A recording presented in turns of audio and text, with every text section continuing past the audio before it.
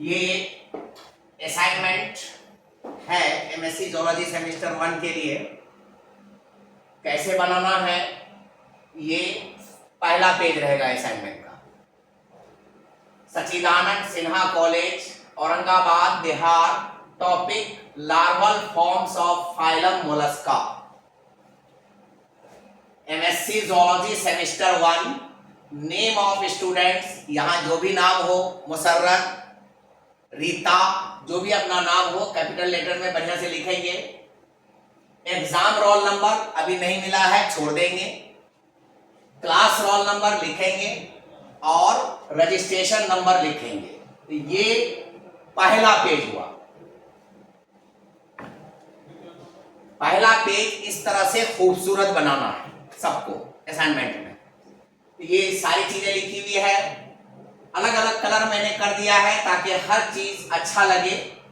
यहां जैसा सेटिंग हुआ है आप अपने फ्रंट पेज पर कर सकते हैं। फ्रंट पेज आपका टाइप किया हुआ रह सकता है, लेकिन बाकी page hand written. The development में भी ये इंट्रोडक्शन है। डायरेक्ट नो लार्वल स्टेजेस, यानी young ones resemble to their parents in general appearance except size। Example है सेफेलोपोड्स, यहां पर ओ छूट गया है, सेफेलोपोड्स ओ छूट गया है। यानी डेवलपमेंट दो तरीके का होता है, एक होता है डायरेक्ट, एक होता है इनडायरेक्ट। डायरेक्ट में क्या होगा कि जो बेबी पैदा होगा वो बिल्कुल देखने में हमारे जैसा होगा, एडल्ट जैसा होगा, सिर्फ हमारे बराबर साइज उसका नहीं होगा, बाकी सब चीज हमारे जैसा होगा, यानी लार्वल फॉर्म नहीं होगा। एग्जाम्पल सेफेलोपोड्स, ये कॉम्पिटिटिव क्वेश्चन है, किसी भी कंपटीशन में जाएंगे आपको यही सवाल पूछेगा। Direct development. इनडायरेक्ट डेवलपमेंट में an immature larval stage is seen in majority of molluscan forms. यानी जो बेबी पैदा होगा वो हमारे जैसा देखने में नहीं होगा, वो बिल्कुल इमैच्योर होगा, मुझसे बिल्कुल अलग लगेगा ही नहीं कि मेरा बच्चा है। तो उस स्टेज से फिर वो एक न्यू स्टेज में जाएगा। कई स्टेज में भी जा सकता है, लेकिन एक न्यू स्टेज में जाएगा जो मेरे जैसा लगेगा, जो एडल्ट जैसा लगेगा। तो वो जो इमैच्योर स्टेज है, जो हमसे नहीं मिल रहा है, उसी को लार्वा कहते हैं। उसी को क्या कहते हैं? Larva.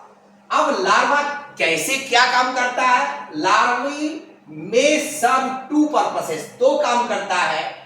Finding new setting sites and gaining access to the rich food supply of phytoplankton. वो लार्वा क्या करता है? न्यू साइट्स में जाकर के ढेर सारे फूड्स वगैरह को लेता है और अपना प्रोग्रेस करने के लिए, ये पहला पर्पस है। The earliest molluscan larva was no doubt a trochophore like that of an annelid।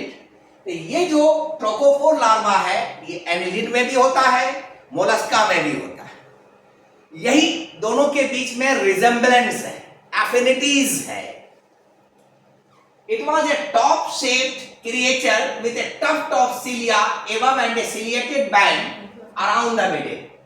This is the only, लिखा हुआ है यहाँ पे, this is the only closest resemblance of mollusca to the annelida। ये पॉइंट बहुत important है, किसी भी कॉम्पिटिटिव टेस्ट में आप जाइएगा ये सवाल आपको पूछेगा। In general, the archaeogastrophods and the bivalves जिसमें इस तरह से जैसे बक्कस खुलता है, बक्सा खुलता है, स्टील खुलता है, उस तरह से while begin life as a trochophore and rapidly pass on to a veliger। ये trochophore veliger है।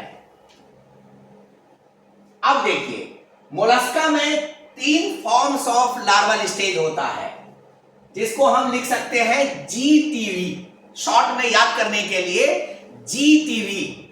जैसे होता है ना आज तक, जीटीवी, वही चीज। जी से ग्लोचिडियम लार्वा, टी से ट्रोकोफोर लार्वा और वी से वैलिजर larva.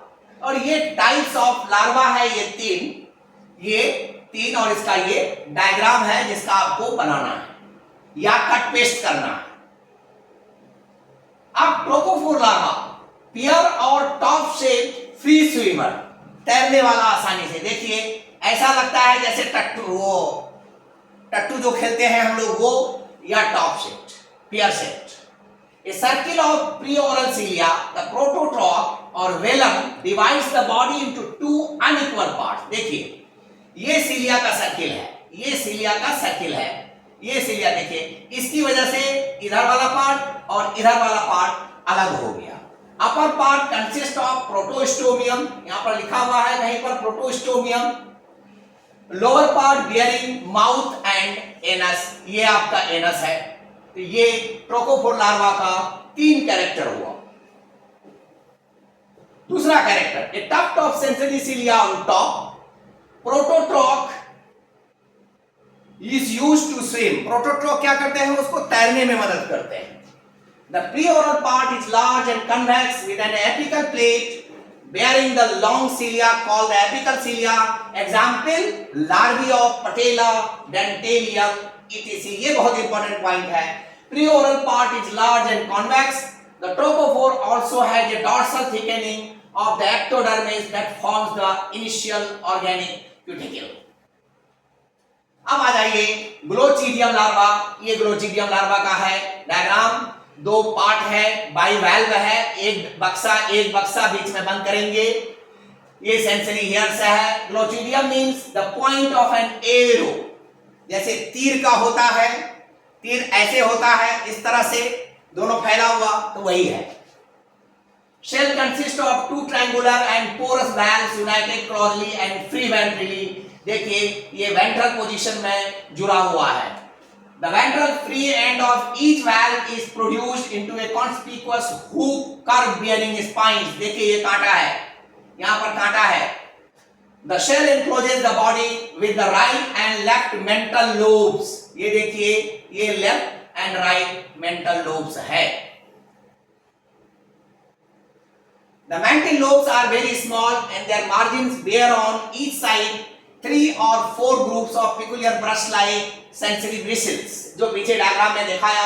The valves close together by the action of a single massive adductor muscles. The foot is not yet developed but glandular pouch, जिसको हम के बाइसस कहते हैं। स्टिकी थ्रेड लाइक स्ट्रक्चर को हम क्या कहते हैं, बाइसस कहते हैं। और इसी बाइसस की वजह से ये उसे सटा हुआ रहता है और चिपका हुआ रहता है, जिससे कि वो सबस्ट्रेटम से किसी सपोर्ट से चिपकता है, इससे खाना वाना लेता है। The closure of valve seems to be due to chemical stimulation by salt, यानी ये जो बंद होता है तो पानी में अगर किसी तरह का कुछ हो, जैसे हम लोग मुंह देख करके किसी चीज का बंद कर लेते हैं, वो अपना मुंह बंद करता है। The skin of the fish growing around the glochidium and forms the black head and undergoes a peculiar metamorphosis to develop into the young adult. ये भी एक important question है CSIR नेट और नीट के लिए। ये आपका फाइलम मोलस्का है। ये आपका देखिए डायग्राम, ये है, ये देखिए ऑक्टोपस है, और ये आपका पाइला ग्लोबोसा है।